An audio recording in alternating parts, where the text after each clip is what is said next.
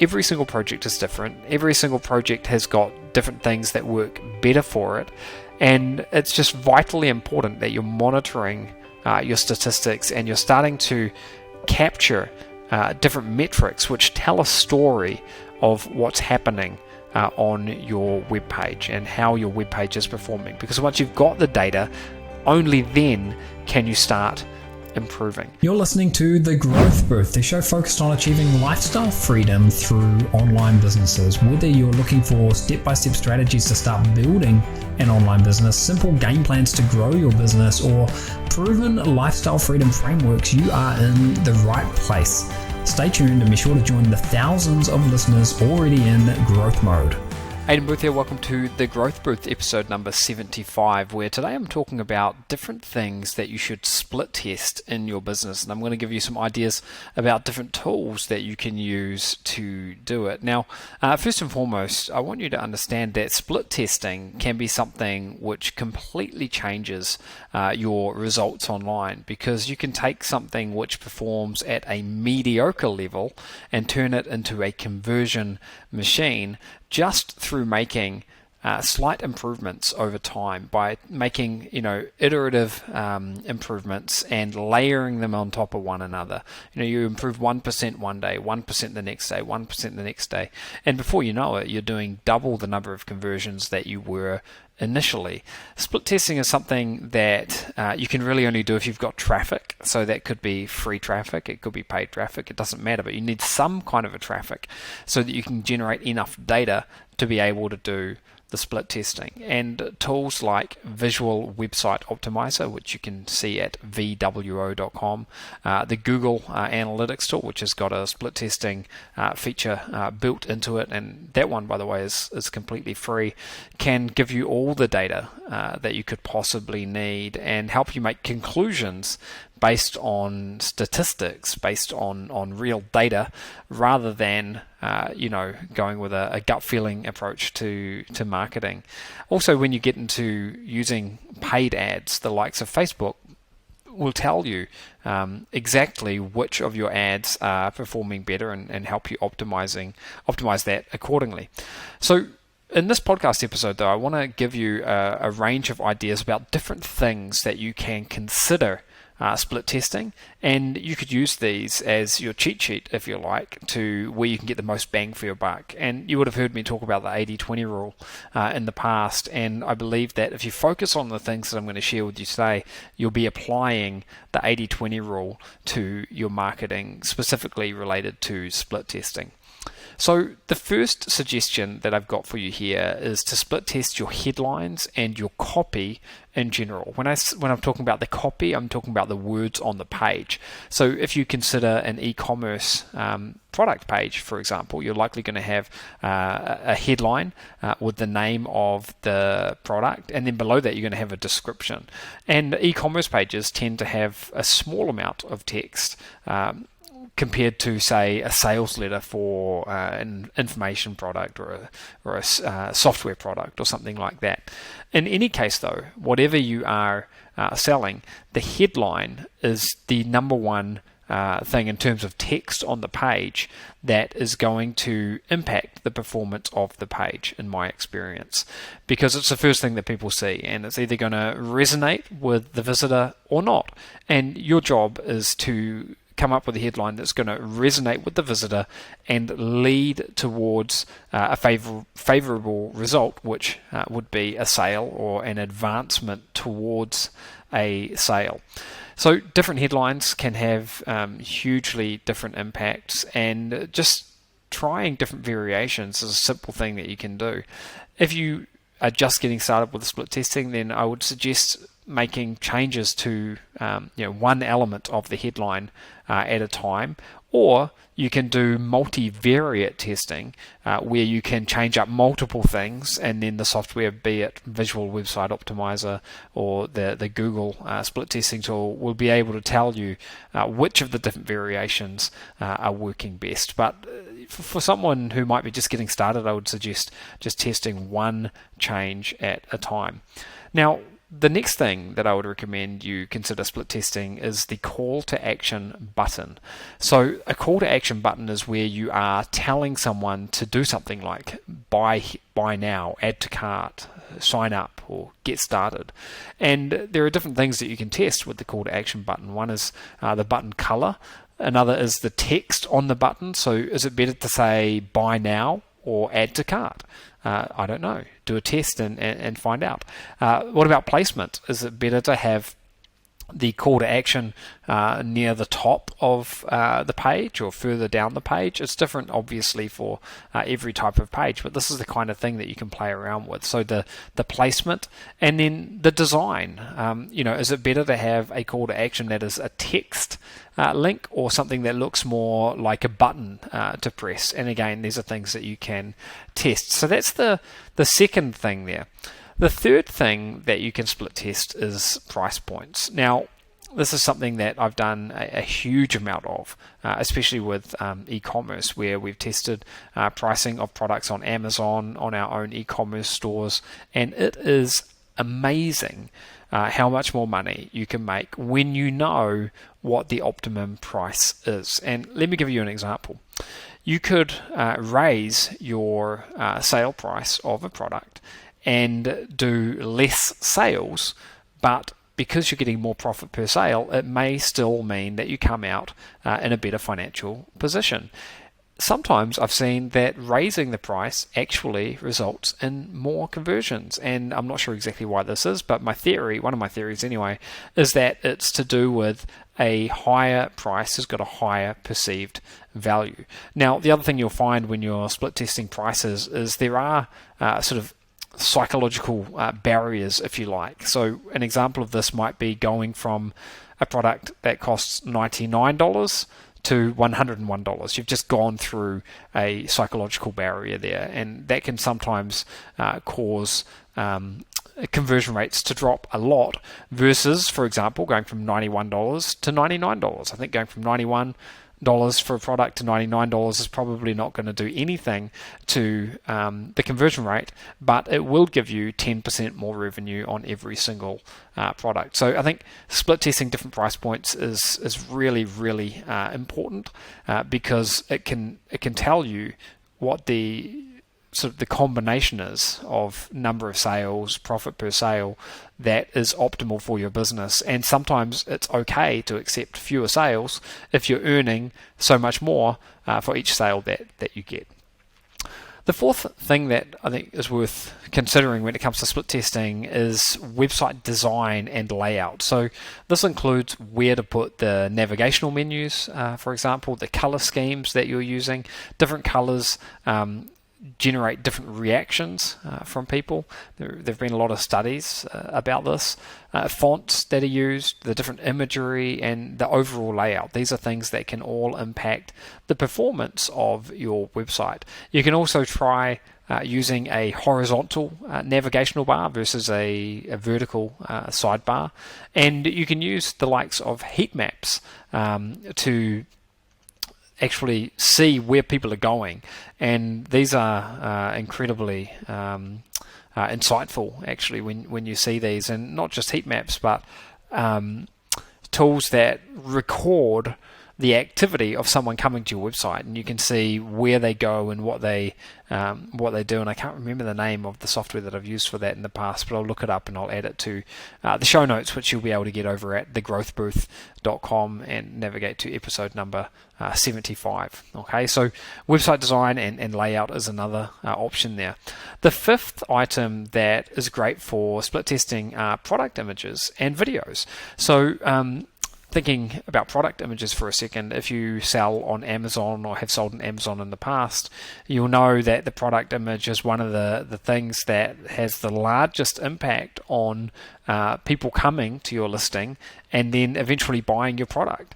And if you compare an Amazon listing that has got amateur photos with an Amazon listing that's got professional photos, the difference is enormous in conversion rate. Not just the conversion rate from your page, but from the search results. So if someone is searching for sunglasses case, as an example, a sunglasses case in Amazon, they're going to get a whole list of results come up.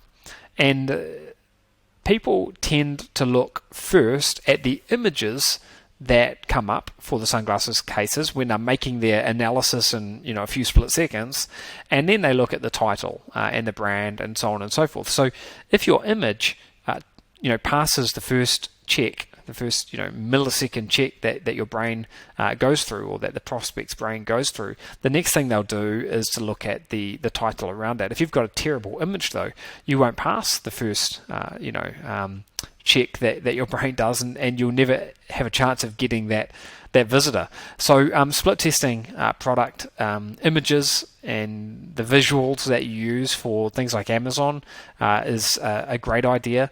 And I think even aside from split testing them, just making sure that you've created a best practice whereby every image is as good as it can be. So having a nice, crisp, clear image with a white background that is maximized for the space that you've got available. So not having a big white edge around the image is a good idea.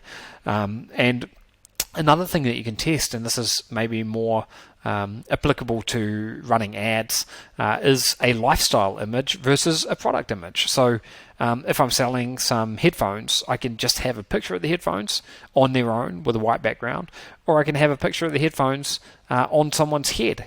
And which of those two things are going to perform better? Or maybe a short animated video is going to do better, or maybe a longer explanatory video is going to do better. These are the types of things you can split test, and it's especially easy to do this if you're running paid ads, because oftentimes you'll have the image or the video in the ad. A quick message now from the sponsor of today's show, which is Float Hosting. If you want to save 50% on your annual hosting, then head over to Float Hosting using the special link, which is thegrowthbooth.com/float. And using that link, you're going to see how you can save 50%, over $100 on your annual subscription to the most popular plan at Float Hosting. And because I own Float Hosting, I will make sure that you get well looked after. Now, back to the show.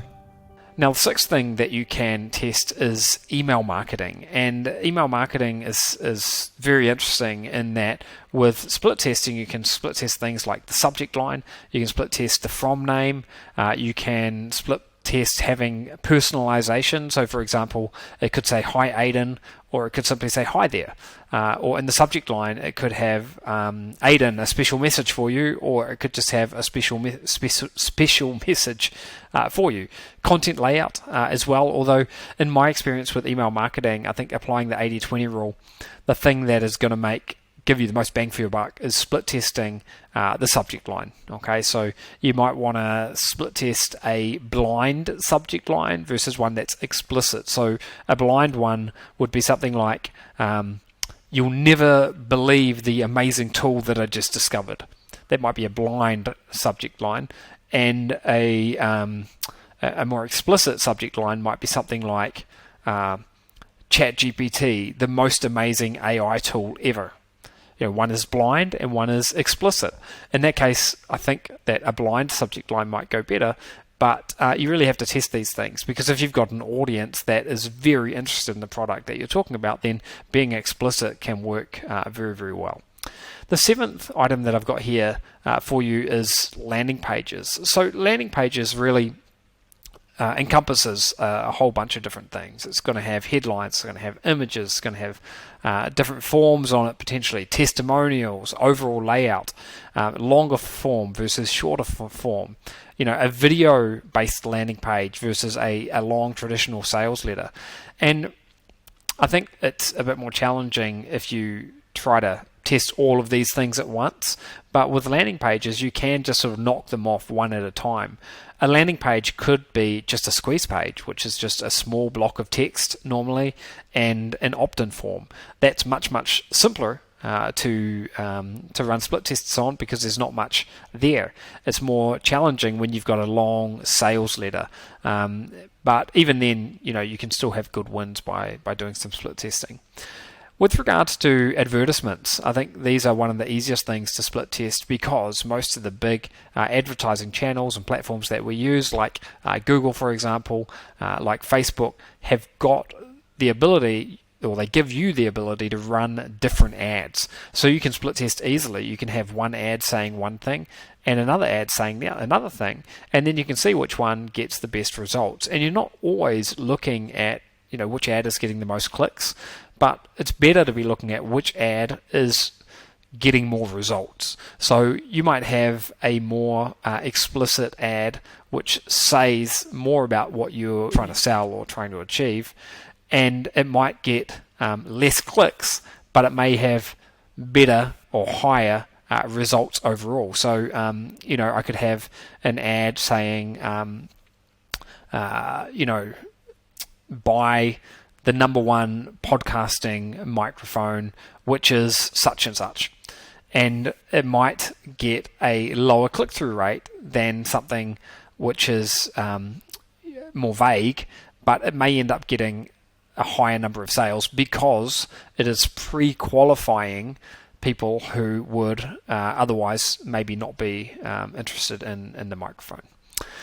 The ninth thing that I've got for you here is the checkout process. Now, different elements on the checkout process can make a huge difference. Sometimes, for example, having the security badges can make a huge difference. So your order is protected by so on and so forth.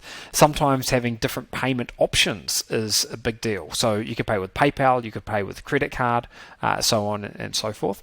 And these are things that you will want to consider when optimizing your checkout process. Sometimes it's better to capture the shipping details and all of that information prior to asking for the credit card details, and sometimes it's better to collect all the information in the same place, and that's what we would normally call a single page checkout versus a multi-step checkout. In most cases, I've seen, at least if it's a multi-step checkout, it's valuable to have a progress indicator there, and the one that I like the most is a visual bar, typically at the top, where it says, you're 1/3 of the way through the process, or you're 30 seconds away from finishing the checkout, something like that. Another big thing you can test with the checkout process is the shipping. So are you offering free shipping, or are you charging for shipping? You could say that this is a bit like testing the pricing, and that would be true. However, it's subtly different in that this is something that you can do specifically in a lot of cases on the checkout page. I think a couple of things to look for specifically here when you're testing this are the abandonment rates, okay? Because if you see a lot of people get to checkout but then they leave, that could be indicating that you've got some kind of an issue there. Like maybe people are abandoning the cart because your order form is just too overwhelming, or maybe they get to the order form and they realize, oh my god, there's actually quite a price here for shipping. This is not what I was expecting, and they leave. And by analyzing and capturing data and testing, you can optimize this and make sure that you don't run into these types of issues. The 10th thing that I wanted to raise in this episode here today is about mobile optimization, and this is more important than ever because more and more people are using mobile devices to visit web pages. So you want to test the layout of your and potentially run through different layout options and test them against one another to see if one of them works better than the other. And this includes things like navigational menus, overall responsiveness, even load times. Load times is a big one, because if you've got one mobile layout that takes half a second longer to load than another one, then chances are that's going to be reflected in the performance of your page. You can test different types of menus as well. You can have potentially on a mobile device a one column layout or a 2-column layout. Which is going to be better? Well, that's something that you want to test. And again, this can all be done using the Google Website Optimizer split testing tool, or the likes of Visual Website Optimizer. Now, just to wrap up here, I've seen many instances where a project has been failing miserably, but completely turned around and turned into a home run project just by iterative split testing. So what I mean by that is, an ongoing continuation of split testing different elements and just getting little by little better and better and better over time. And this is almost like a brute force method of optimization and improvement, because little by little you're cracking the code. Little by little you're trying different combinations and figuring out what works. You can start with something which is a framework which is proven, if you like, and that's a good starting point, but it may still not be something that's profitable or optimized entirely, because every single project is different. Every single project has got different things that work better for it, and it's just vitally important that you're monitoring your statistics and you're starting to capture different metrics which tell a story of what's happening on your web page and how your web page is performing. Because once you've got the data, only then can you start improving. So I would absolutely recommend that you are making sure that you're tracking the performance of your project, whether it's an Amazon product listing or a product on an e-commerce website, or maybe it's an affiliate marketing website. If you're monitoring and capturing data of the visitors that come, then you're going to be giving yourself information which you can then use to dramatically improve your results. And I would not be surprised if you can double or triple the conversions, and a conversion could be a sale or an email opt-in or whatever it might be for you. Double or triple your conversions or your results just by working through an iterative split testing campaign and little by little improving each of the different elements on your website. That's a wrap for this episode. You can find out more by going to episode number 75 over at thegrowthbooth.com. Remember to follow along on social media as well, and make sure you tune in for the next episode. Thanks for listening. Bye for now.